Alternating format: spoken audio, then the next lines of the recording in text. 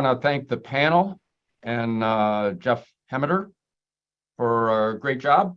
Okay, it's 2:45, so we're on panel 3, which is on improving communication and outreach. The moderator this time is Denise Hoffman. Denise Hoffman is a principal researcher at Mathematica. She has a PhD in economics from University of North Carolina at Chapel Hill. Denise Hoffman's research focuses on employment, program participation, and health insurance of adults with disabilities. So let me turn over the audio to Denise Hoffman. Okay, great. Thank you. And welcome everyone to the last panel on the first day of the RDRC conference on improving communication and outreach. I'm pleased to introduce 3 presentations. The first is from Dennis Hoffman. That is not a typo, just seeing if everyone's paying attention, at Arizona State University. He has a PhD in economics from Michigan State University. And Dr. Hoffman closely studies the regional economy in Arizona. His research interests include the role of universities and educational investments in regional development and prosperity, as well as the impact of fiscal initiatives on regional development. Next, we'll hear from Dayo Oyeleye at Bowie State University. He has a PhD in IT management from the University of Maryland Global Campus. Dr. Oyeleye uses analytical, technical, and strategic approaches to inspire his students to develop result-driven skills that will allow them to explore how they can contribute to society. And finally, we'll hear from Dr. Francisco Perez-Arce at the University of Southern California. He has a degree in a PhD in economics from Princeton University. And Dr. Perez-Arce's research interests center on the relationship between behavioral economics and public policy in the settings of labor, aging, education, and development. And a subset of his research focuses on how the effects of public policies are shaped by behavioral parameters. So with that, I will turn the stage over to Dr. Hoffman. Right, we're going to pull up the presentation here.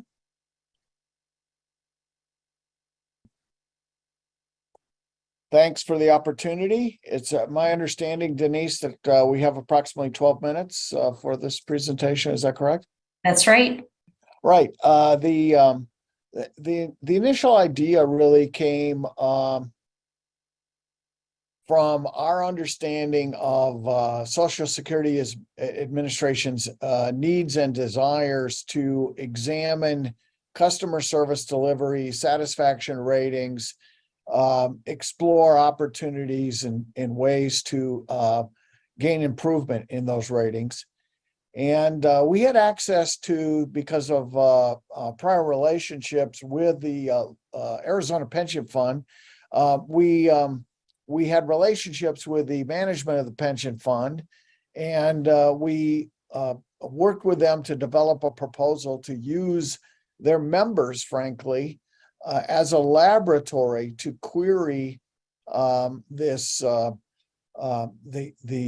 satisfaction performance of their members and compare and contrast against Social Security members. And I need to page down this guy. So the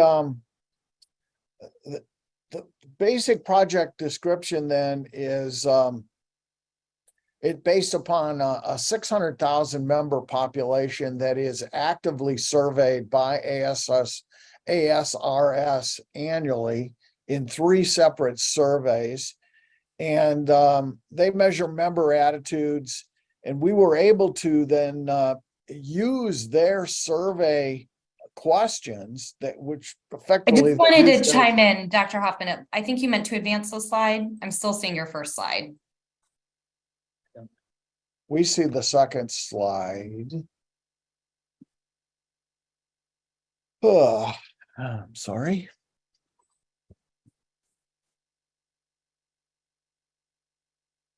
I guess we'll have to do it.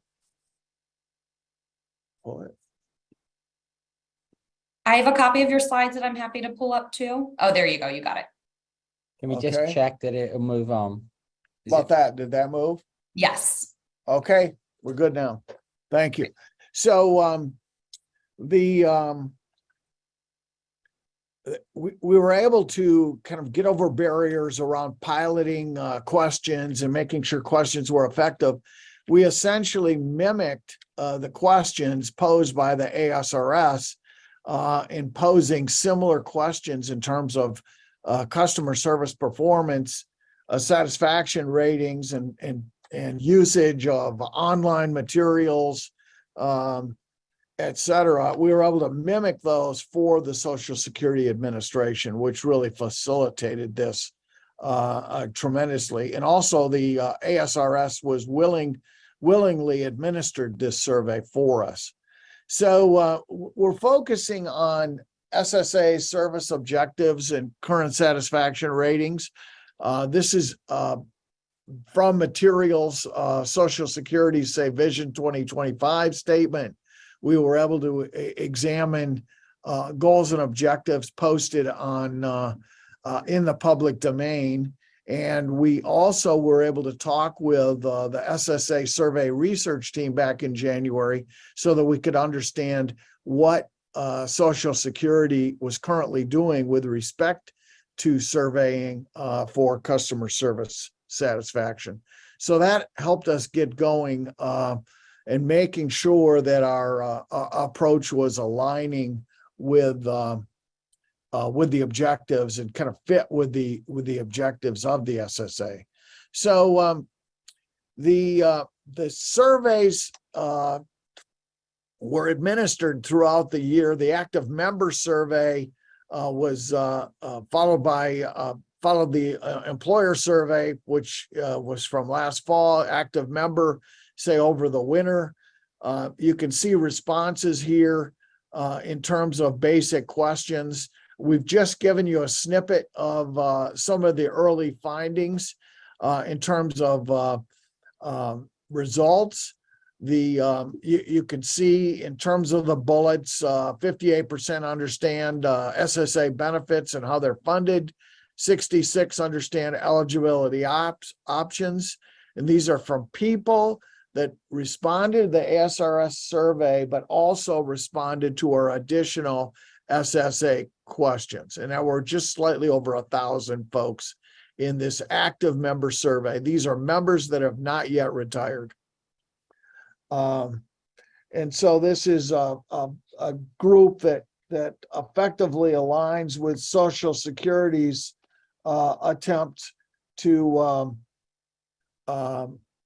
look at prospective clients. And so the active members and prospective clients for SSA would be similar. You can see in the graphic off to the right, the bar comparisons over the types of satisfaction ratings that we're seeing comparing ASRS with the SSA. Fortunately, they're both, we piggyback these questions, so we're fortunate to have exactly the same ordinal metrics and questions for the two agencies. And you can see the disparities there. We also just recently received a very rich set of responses from retired members for the ASRS. Now, these are not just people that recently applied. That's what SSA, as we understand, surveys. But these are folks that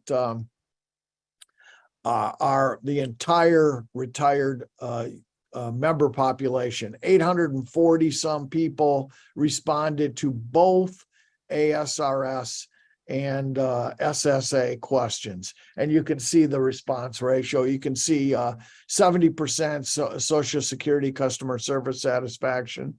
And you can see that in comparison with the ASRS. And so we also have, at this point, we also have some qualitative feedback in terms of the last slide that I have here. We have some basic feedback that has we gave some open-ended questions and we're able to document. These are just some snippets of the feedback that we have. Because the surveys came in late, we have extended asked for a no-cost extension of 3 months. So our report is not yet finalized. It will be finalized in the fall. We've just completed, actually this week, an in-depth set of interviews with ASRS management to try to understand differences that we're seeing and see if we can understand the secret sauce behind the success that the Arizona Pension Fund has had with respect to consumer service. We're also about to embark on some multivariate analysis designed to see if we can explain what does explain the variance in SSA customer service responses. You know, what variables are more likely to be highly correlated with exceptional performance or disappointing performance in terms of feedback on consumer service. So that is, Denise, pretty much it. And we'd be happy at the end or however you're positioned to take questions. Okay, great. Thank you, Dr. Hoffman. Yes, please do submit questions in the Q&A feature, and we will circle back to those after the subsequent 2 presentations. So with that, I would like to turn it over to Dr. Oyeleye.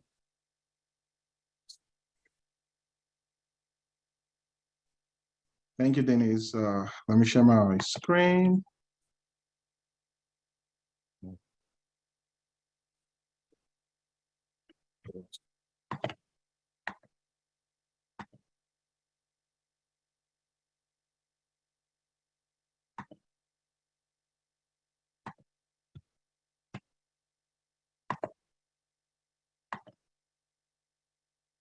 So,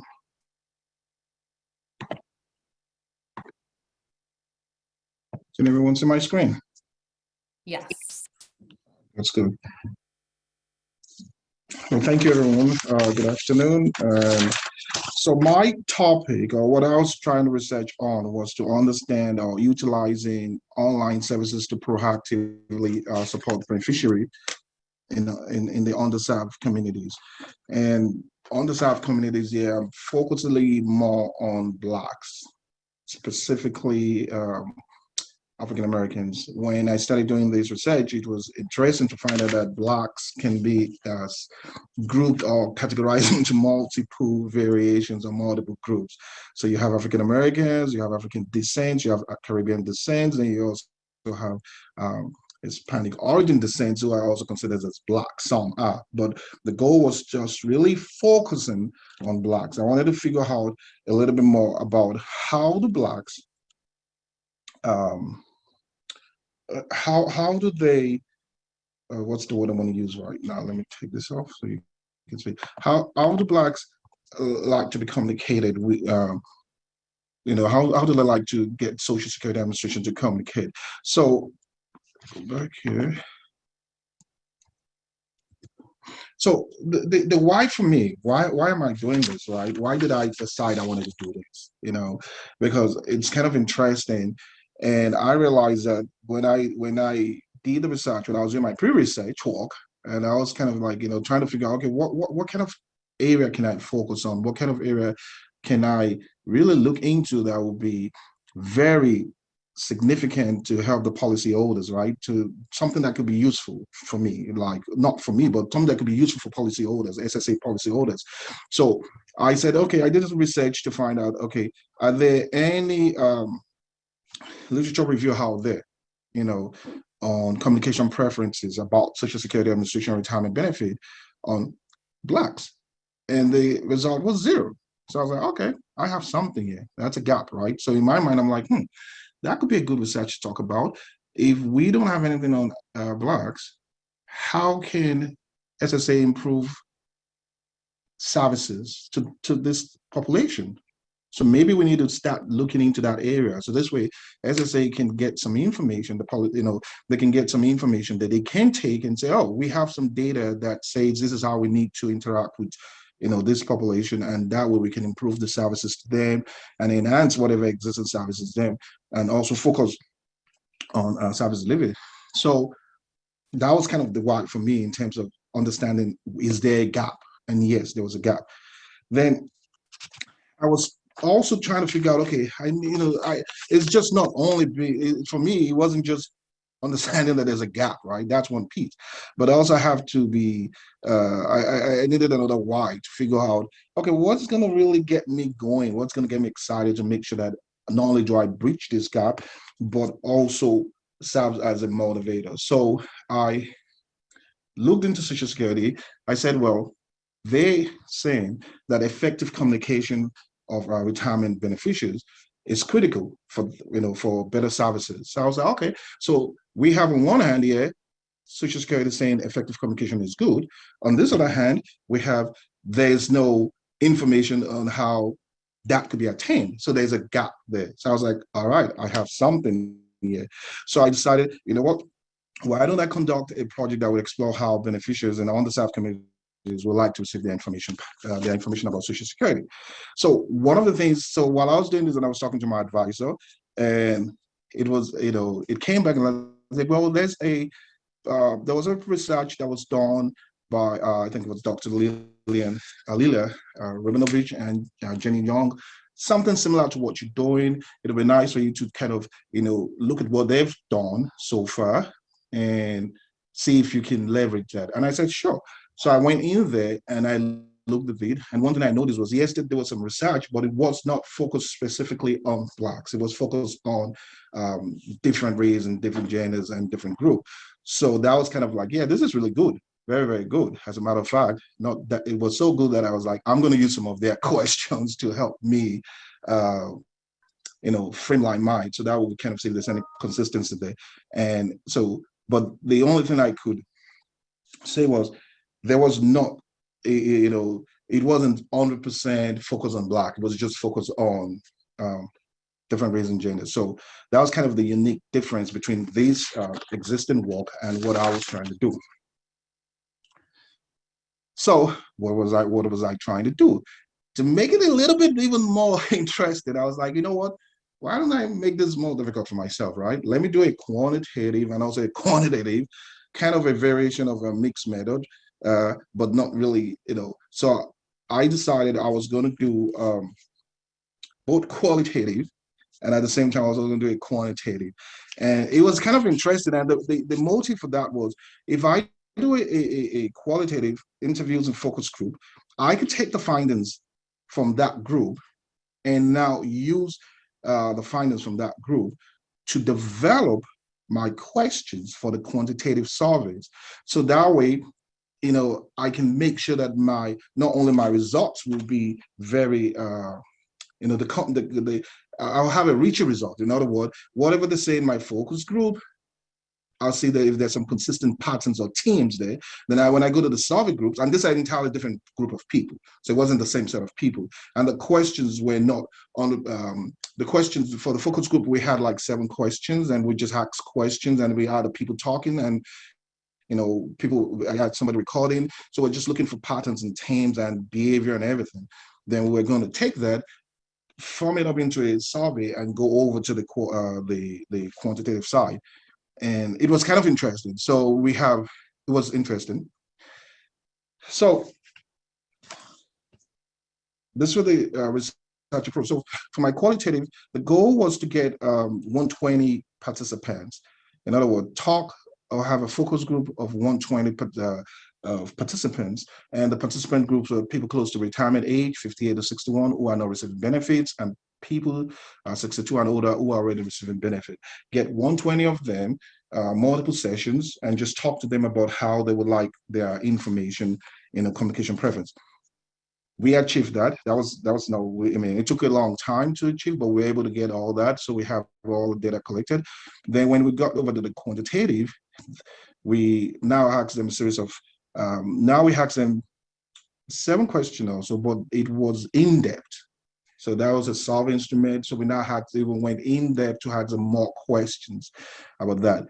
So as you can see, we right now currently, They have about 301 participants that we've completed, and there's a big event coming up soon, a community event in the area, in the area that we hopefully will get the rest of our sampling size in that community event. It's a massive event, about 1,500 people are coming in, so we're going to get our order. But so far, for the qualitative, we have 100% completion rate. Then for the quantitative, we are about, I think, 60%. So overall, I believe we're around 69% completion rate so far. So what's the significance of this research? It's really, the ultimate thing is really about service delivery, right? Improving service delivery, making sure that SSA has a better understanding of this population size, that side, and being able to provide the service and getting them out and say, okay, what exactly is it that you need us to do? Like I said, Social Security is saying, hey, communication is good. If we have effective communication, we can do great things. We can improve services. On this side, there's no data that supports that says we have that information on how we want to be communicated with. So, and that's where I step in. Some of the research findings. So the chart on the left is for the focus group, and the chart on the right is for the survey so far. And as you can see, we have the size, the population, the group was we made sure people are we wanted them, we make sure that we got the right people filling the right forms out or participating. So it wasn't just random or anybody can do it. We just wanted to be that if you didn't qualify, you wouldn't be able to do it. And this is just showing, if you look at this, how would you like to receive information from from SSA regarding benefits and program information in general? As you can see, everybody, which is kind of interesting, everybody wants, majority, I won't say everybody, based on what the data we have right now, majority of people would love the information mailed to them to their house. They still want the print. They want something that they can hold on to, and at the same time, something they can always go back to. So, which is kind of interesting with this population, and a lot of them were not social media savvy or electronically savvy. A lot of them stated that, oh, it would be nice if they can constantly mail the stuff to us, and if we have an opportunity to reach out to somebody, we can reach out to somebody, or if somebody can come over. Do you prefer SSA communication style of mailing information to your home provides you? So do your preferred SSA communication style of mailing information to your home provides you with enough information about retirement planning? And they said yes. So bottom line is, if you send it to my house and I read it, I see this has helped me more. So it's more, I believe, based on the focus group we had, I think it was more about them having something they can hold on to, and they can always go back and review if they have questions. So some of the recurring terms was plain languages needed. This population, and I keep saying this population, a lot of them was like, sometimes it's so complicated what we get. Sometimes when we talk to people, this is from the focus group, when we call in and talk, we really don't understand what they're saying. We just believe it's okay, and we trust them. So it would be better if we could do plain language. They wanted postal services mail is preferred medium. So far, all the focus group was done, and about 60% was done. The preferred medium is postal. They wanted mail. Communication outreach, more face-to-face. They want face-to-face. Then information is too wordy, right? Then they want knowledge transfer. They want people that they can talk to. So in other words, this population wants someone that can really see and talk to. They don't really want that online digital stuff. Then education on what SS benefits are. This population really wants more education, outreach, if I can say that. Then one of the things that was kind of interesting was there was a lot of absence of men in the focus group. I can tell you, out of the 120 people we had on the focus group, I don't think we had up to 30 men in the room. And then when the men comes in, it was because they were forced to come in by the women. So it was kind of strange. This is some of more recurring terms. Customer service does not make comprehension of benefit easy. When they call in, it's difficult to get anybody to understand them and what they're trying to say. Then information provided is trusted, even though they may not be able to validate that. They just believe since it's coming from SSA, it's trusted. And we had cases of people saying that some of the information was not accurate, so, and that's why they wanted outreach. wanted to call. Then scam education, scam call education. One of the things they mentioned was, why do you, some people said, we don't want to be, we should start this kind of outreach education program at a very early age and not when they are in their 40s or 50s. In conclusion, one of the things, like I said, is there's a preference for the traditional communication method. So this is something that the policy makers at SSA needs to know, that when we try to communicate with this population, right, this Black population, they prefer their mails to be, they prefer their benefit information to be email. And when they get an email, they would like it to be in plain language, easy for them to understand. They also want communication outreach. Oh, are you going to come more often? Would you do this more often? Can you come more often? Those are the questions they were asking me. I was like, I'll take all this question back to SSA and let them know that this is what you would like. So most of the centers I visited, the senior centers and all the different places I visited, that was like, we will need more of this. We need more education, more awareness, you know, and that was part of the thing. Then the early pre-retirement sessions, whereby, let's start this earlier for this population. Is it possible for us to start earlier? Maybe while they're in, some suggestions, or maybe while they're in high school, just to let them know and understand the difference and the benefits that they'll be getting when they retire. Ms. Denise? Okay, great. Thank you. Really interesting to hear your research to fill what you described as quite a gap. Okay, Dr. Perez-Arce, you are up. All right.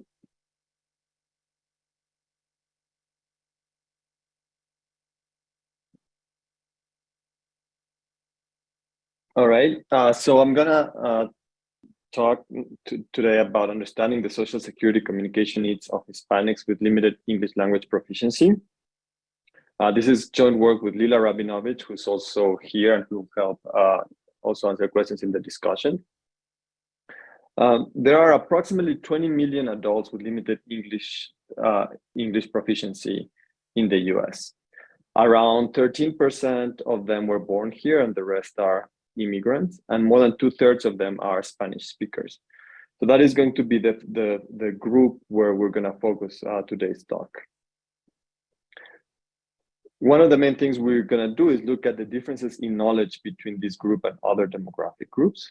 And why do we care about the levels of knowledge? So we know that knowledge matters for Social Security behavior. So we've seen from experimental and quasi-experimental work that providing information and increasing people's knowledge on Social Security changes the decisions that people make in terms of when to retire, when to claim retirement benefits, when to apply, whether or not to apply to disability benefits. So it is important to ensure that the entire population has good level of knowledge in order for everybody to be able to make good decisions. So we're doing a mixed method study to examine both the knowledge and the Social Security communication needs and preferences of Spanish speakers with limited English proficiency. So it's a mixed method. It's both quantitative and qualitative. My colleague Lila is the leading the qualitative part, and I've led the quantitative part. We ask how the LEP status affects Social Security knowledge and people's information preferences. So let me turn to the quantitative analysis. We explore disparities in Social Security knowledge between LEP Hispanics and other racial and ethnic groups, particularly in terms of their levels of knowledge and also where they get the information, their sources of the information. For this, we use the Understanding America study, which is a nationally representative panel of the US population. It's been going for almost 8 years now. We have close to 13,000 panel members, and importantly, it's recruited from a list of all postal addresses in the United States, which really helps improve the representativity of this data set compared to other online-based studies. And it includes information on many things. So the UAS surveys all their panelists on many different domains, including in economics. We ask a lot about income, wealth, employment history, etc., which are going to be very important for our control variables that I'll show in the results that I'm going to show you later on. Surveys are conducted online, but the UAS does provide internet-connected tablets and training to people who do not have internet access, and this also helps with the representativity. Our main outcome variables are going to come from 3 panel surveys within the UAS that ask about, one of them asks about what people knows about Social Security. Another one asks about how people access information about retirement and Social Security. And a third one is specifically about people's knowledge on disability programs. The UAS surveys can be taken in English and Spanish. And so we're going to use the paradata from the language that people use to respond their surveys as a proxy for LEP status. So respondents who answer surveys exclusively in Spanish, we're gonna categorize them as being probably LEP status. And we also have a survey that asks about language spoken at home. And again, people who exclusively use another language can be proxied to the LEP status. Now, of course, these proxies are not exactly the variable that we want. They're not exactly measuring English proficiency, but they serve as proxies because most people with limited English proficiency are going to be more likely to answer surveys in Spanish and also going to be more likely to speak Spanish at home. But because they are proxies, it is important to keep that in mind because it's going to drive our results, basically our coefficients from our models towards 0. So the way that you should think about the results I'm going to show you is that they are the lower bounds of the differences in between LEP Hispanics and the rest, so that the actual differences are at least as large as the numbers that I'm gonna show you. So we basically construct knowledge indices about Social Security and also about disability, and then estimate what are the differences that can be attributed to the limited English proficiency. What we find is that English proficient Hispanics and Black respondents tend to have lower knowledge scores than non-Hispanic whites that are about 1 or 1.2 points in a 1 to 12 scale. But those who are deemed to be limited English proficiency, their gap is twice as large. So someone who's an English proficient Hispanic can have about 1.1 points lower than non-Hispanic whites, but someone who's limited English proficient will have twice as that the gap. There is a significant gap, but what's more interesting is that adding control variables for income, wealth, employment history, etc., does very little to change those coefficients. So what this means is that these gaps cannot be entirely explained by differences in income or employment from this group. But there's something about the limited English proficiency that's driving these differences in knowledge. What we found really interesting is that these differences in knowledge are not equally distributed across different types of questions. So when we look only at questions about benefits, for instance, we find that LEP Hispanics have a very large gap, so they do very badly on those questions. On the other hand, questions about Social Security taxes and about how the funds come to the trust fund, they actually do pretty well. I mean, at least compared to other demographic groups, the gap is much smaller on those type of questions. And this is something that we explored in the qualitative analysis as well. And what we learned from there is that many of the LEP Hispanics are immigrants, relatively recent immigrants in many cases, but they've had experience in getting Social Security numbers, they've had experiences in paying taxes in their employment, etc. But on the other hand, they don't know many people who are already retired and receiving benefits from Social Security. So their social network is not giving them information about the benefit part of the system, but they are quite knowledgeable about the resources.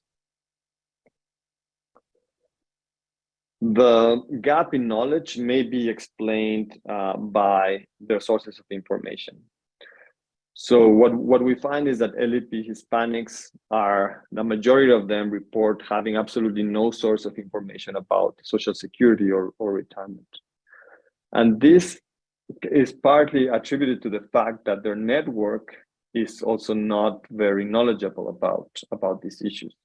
So for every group, for every demographic group, the largest single source of information for all of these topics is family and friends. So when you have a network that you don't have a network that can inform you about that, that's going to result in a much higher likelihood that you don't have anywhere where you think you can get information. Let me just give a brief overview now of the qualitative analysis, which helps understand those quantitative results. So we conducted 8 focus groups, both in line and online. Of course, they were conducted in Spanish. What we found is a very strong interest on Social Security. So they were asking a lot of questions among themselves and to the moderators about Social Security. They want to learn about how you accrue benefits, how long you have to work or contribute to get benefits and so on, but they had very little knowledge and they didn't have many people where they could ask. We also asked them about how they learn information, not only about Social Security, but about other programs. And what we learned is that they try to learn first and foremost from their social network, family, friends, and acquaintances, and second, from social or health services providers. They do look online, but they have there are 2 issues with the online information sources. One is they don't find it reliable. They know there's a lot of scams and so on. And second is that they find it confusing. They kind of get lost when they go to the actual official sources, Social Security. They may find it confusing or too specific, too detailed, the information that they find. And they kind of cannot find a way back to information that at some point they found. In person, they find it intimidating. They don't necessarily think that the language has been a barrier. They find a majority told us that they can't find people in the official sources in person who can speak Spanish, though this also depends partly on where they are. So some of our respondents have lived in different places in the US, and they speak about these differences across places where they can find and where they cannot find. But even when they do find it in Spanish, some of them find it intimidating, or they're afraid of going to the Social Security office. I think I'm a little bit over time, but I'll just give a brief overview of what we think are the main implications of this of our researches. Knowledge in general and knowledge about benefits is particularly low for LEP Hispanics. They have lower access of information, particularly from their social networks. And I think this poses both a challenge and a potential impact from SSA's outreach. The challenge is that there are very little access to information. But on the other hand, if we can give some information to these social groups, the potential for it to have impacts is expanded, because it's going to really go through the social networks easier. LEP Hispanics have greater transaction costs. There is some shame and frustration from information seeking in person, and they are willing to look online, but they do find some issues in terms of credibility from non-official sources, and also challenges in navigating the official sources. And with that, I'll wait for more discussion during the questions. Okay, great. Thank you. And thank you to all 3 of our presenters.